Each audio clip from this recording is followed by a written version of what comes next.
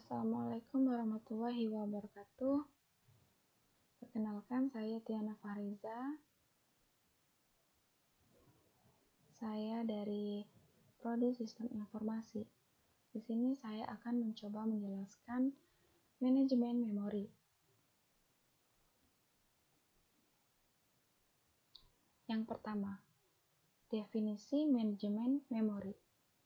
Apa ya kira-kira definisi manajemen memori ini?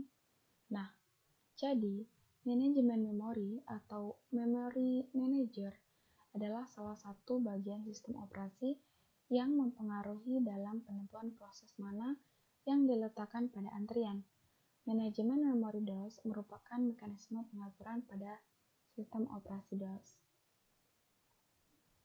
Nah, ada memori kerja, yaitu ROM atau PROM atau EPROM atau EEPROM. Ada juga RAM, ada juga cache memory. Selanjutnya yang memori pendukung itu ada floppy, ada hard disk, ada CD, dan lain-lain. Yang kedua yaitu manajemen memori.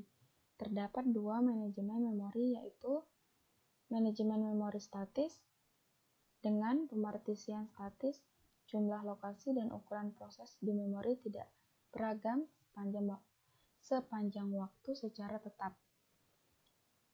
Yang B, manajemen memori dinamis dengan pemartisian dinamis, jumlah lokasi dan ukuran proses di memori dapat beragam sepanjang waktu secara dinamis. Manajemen memori berdasarkan alokasi memori. Terdapat dua cara menempatkan informasi ke dalam memori kerja, yaitu alokasi memori berurutan dan alokasi memori tak berurutan. Nah, untuk yang alokasi memori berurutan, yaitu pada alokasi memori berurutan, setiap proses menempati satu blok tunggal lokasi yang berurutan. Kelebihan dari alokasi memori berurutan ini sederhana. Tidak ada rongga memori bersebaran, proses berurutan dapat dieksekusi secara cepat. Tetapi ada kekurangan juga loh. Kekurangannya yaitu memori boros, tidak dapat disisip apabila tidak ada satu blok memori yang mencukupi. Selanjutnya, alokasi memori tak berurutan. Program ditempatkan pada beberapa segmen berserakan, tidak perlu saling berdekatan atau berurutan. Biasanya digunakan untuk lokasi memori sebagai lokasi page.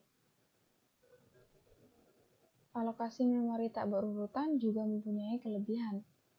Kelebihannya yaitu sistem dapat memanfaatkan memori utama secara lebih efisien, dan sistem operasi masih dapat mengisi proses bila jumlah lubang-lubang memori cukup untuk memuat proses yang akan dieksekusi.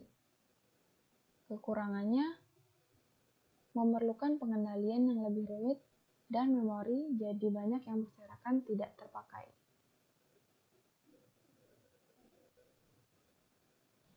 C. Penggunaan memori.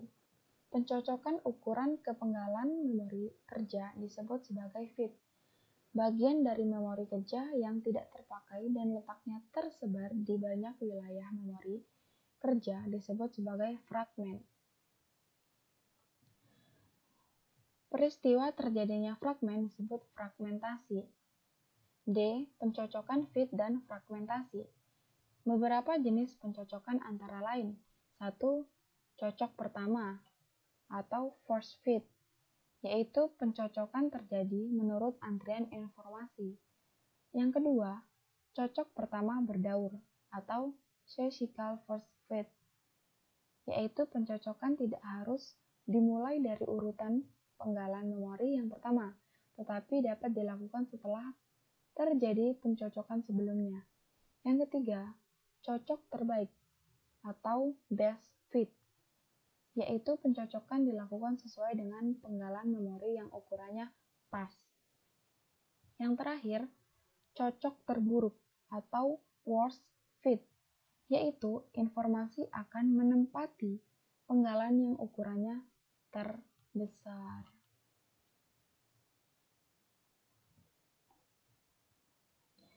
Fragmentasi. Menurut prosesnya terdapat dua macam fragmentasi. Yang pertama, fragmentasi internal.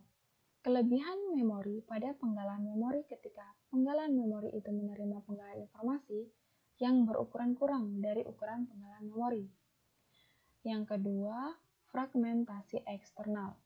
Penggalan memori bebas yang ukurannya terlalu kecil untuk dapat menampung penggalan informasi yang akan dimuat ke penggalan memori itu. 3. Fungsi manajemen memori.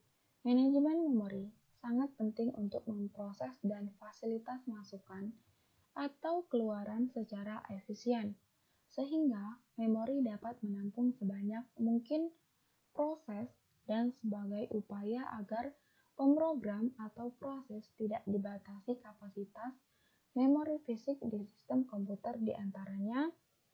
Yang pertama, mengelola informasi memori yang dipakai dan tidak dipakai. Yang kedua, mengalokasikan memori ke proses yang memerlukan. Yang ketiga, mendialokasikan memori dari proses yang telah selesai.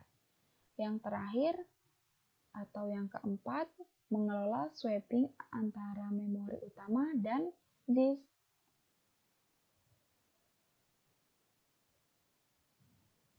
Terima kasih. Cukup sekian dari saya. Wassalamualaikum warahmatullahi wabarakatuh.